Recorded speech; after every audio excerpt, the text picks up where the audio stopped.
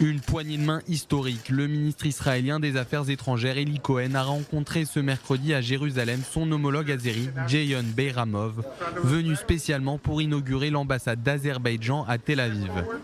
Il s'agit de la première ambassade d'un pays chiite dans l'État hébreu. Les deux ministres ont évoqué le renforcement de la coopération bilatérale en matière économique, énergétique, mais aussi touristique.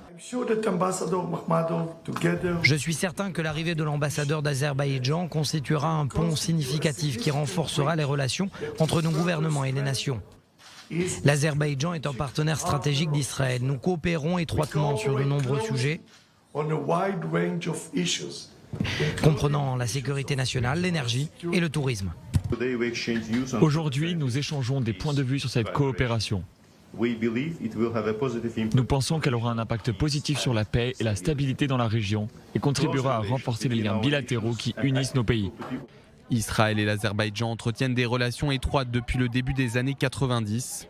Le 25 décembre 1991, Israël avait formellement reconnu l'indépendance de l'Azerbaïdjan. L'année suivante, l'État hébreu avait financé et fourni des armes et de l'artillerie pour soutenir l'Azerbaïdjan lors de la première guerre du Haut-Karabakh. La même année, les deux pays établissaient des relations diplomatiques officielles. Un an plus tard, en 1993, une ambassade israélienne voyait le jour à Bakou. Depuis, l'Azerbaïdjan a reçu la visite de nombreux diplomates israéliens. Le pays abrite également une communauté juive composée de plus de 30 000 personnes, en majorité d'origine perse, qui vivent principalement à Bakou et dans les montagnes depuis plus de 1500 ans. Les Juifs et les Azéris vivent en paix et en harmonie depuis des siècles.